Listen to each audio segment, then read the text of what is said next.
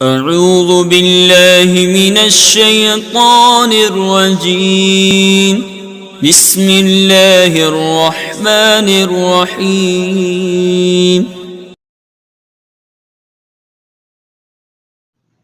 بسم اللہ الرحمن الرحیم۔ میں مجاہد حسین رضوی، استاذ دارالعلوم غریب نواز الہ آباد درجہ رابعہ کے متعلمین سے مخاطب ہوں اور شرح جامی بحث اسم کا درس دینے جا رہا ہوں۔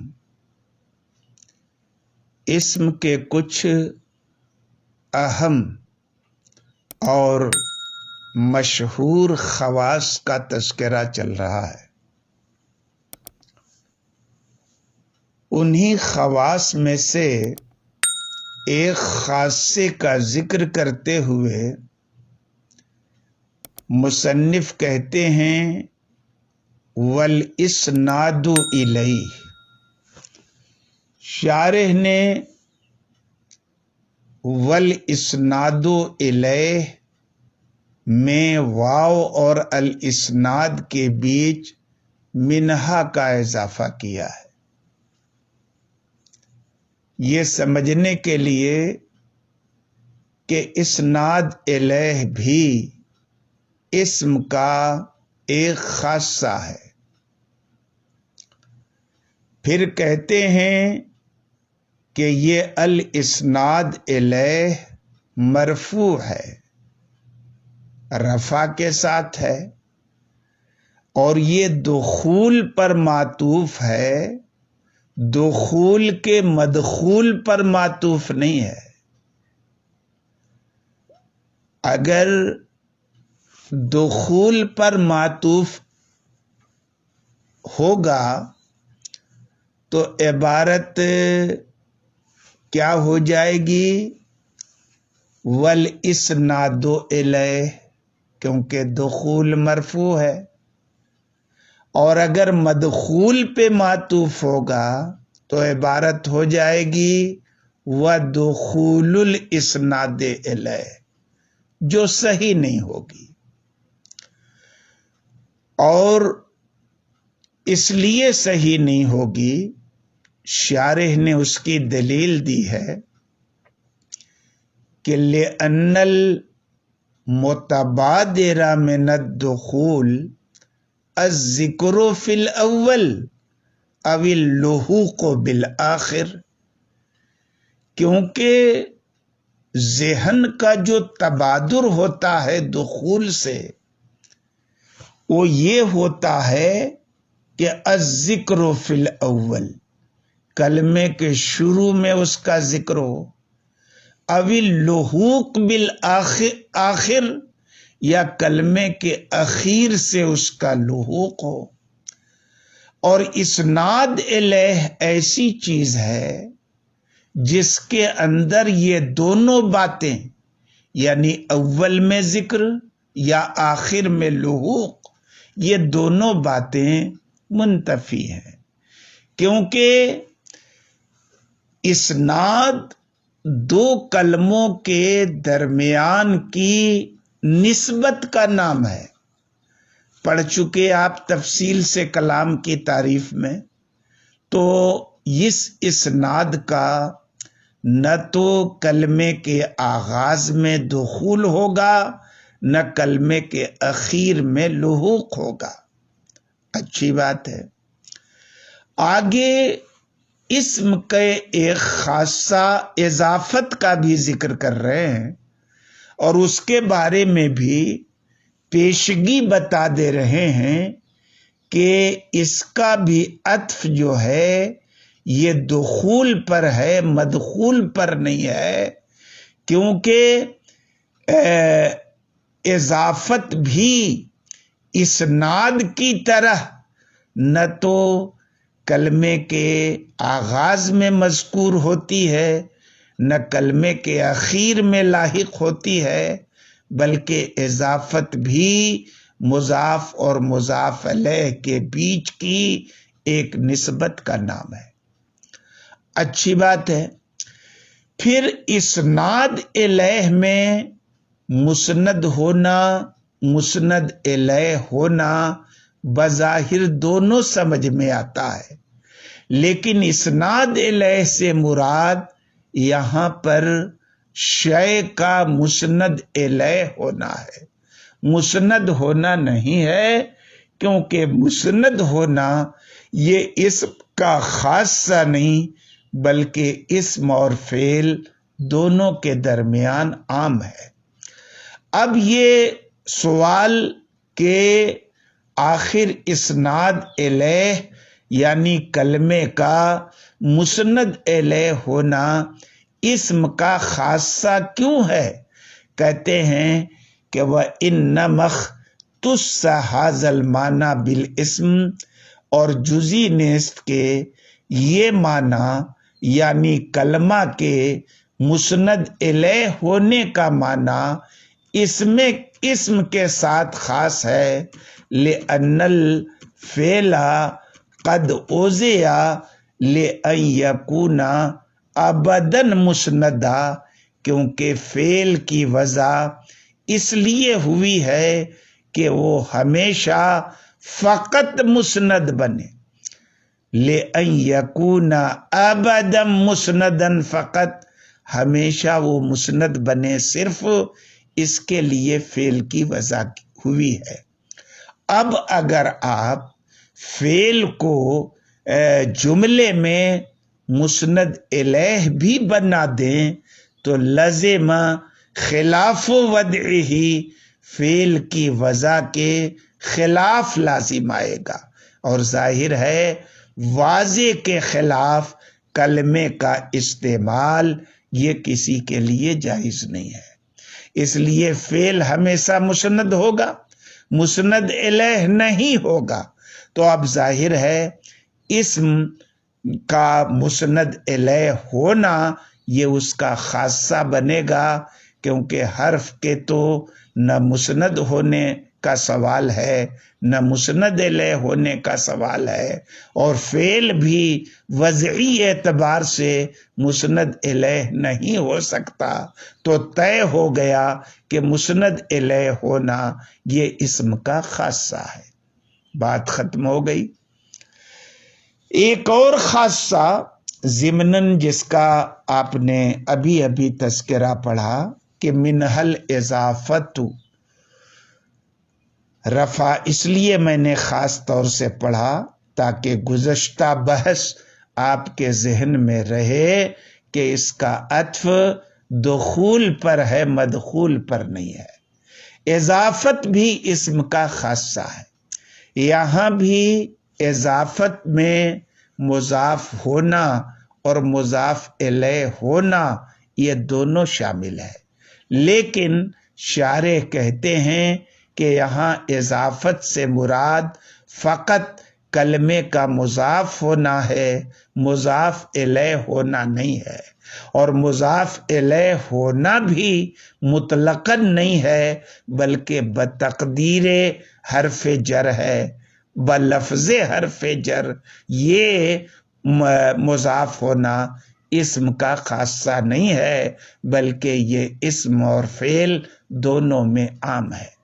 شارح کہتے ہیں الاضافت کی تشریح میں اے کون الشیء مضافا بتقدیر حرف الجر، یعنی شے کا، کلمے کا مضاف ہونا حرف جر کی تقدیر سے، حرف جر کے لفظاً ذکر سے نہیں، یہ خاصہ نہیں ہے اسم کا۔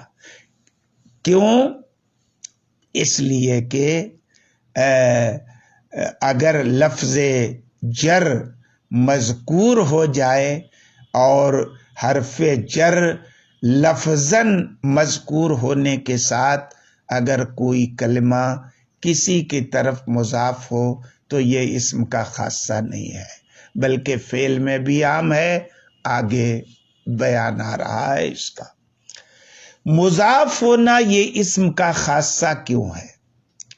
کہتے ہیں کہ اس وجہ سے مضاف ہونا اسم کا خاصہ ہے کہ اضافت کے جو لوازم ہیں وہ اسم کے ساتھ خاص ہیں۔ تو ظاہر ہے جب لازم اضافت کا اسم کے خاص ساتھ خاص ہے تو ملزوم یعنی اضافت بھی اسم کے ساتھ خاص ہوگا، ورنہ لازم اور ملزوم میں انفکاک اور علیحدگی لازم آئے گی جو لازم اور ملزوم ہونے کے منافی ہے نا۔ اضافت کے لوازم کیا ہیں جو اضافت کے ساتھ خاص ہیں؟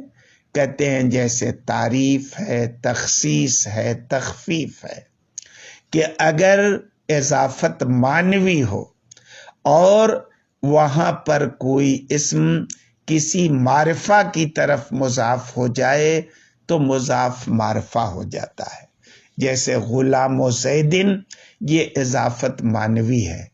اضافت لفظی اور معنوی کی تعریف ہم پہلے کر چکے ہیں کہ اضافت معنوی وہ اضافت ہوتی ہے جہاں پر غیر صفت مضاف ہو کسی اسم کی طرف، اور جہاں پر صفت مضاف ہوتی ہے اپنے معمول کی طرف وہ اضافت لفظی ہوتی ہے۔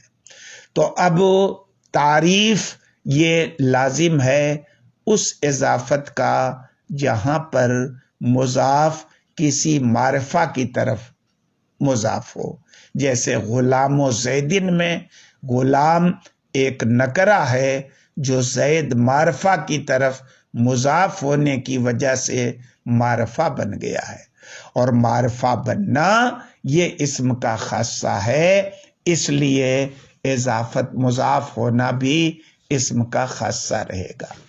یا اضافت معنوی میں تخصیص کا افادہ ہوتا ہے جب مضاف کسی معرفہ کی طرف نہ ہو بلکہ نکرہ کی طرف ہو، جیسے غلام و رجل، تو غلام رجل کی طرف مضاف ہوا، رجل معرفہ تو نہیں ہے، نکرہ ہے، لیکن اس اضافت کی بنیاد پر تخصیص اس کے اندر پیدا ہو گئی کہ عورت کے جتنے غلام تھے اس غلام سے نکل گئے تو غلام مخصوص ہو گیا۔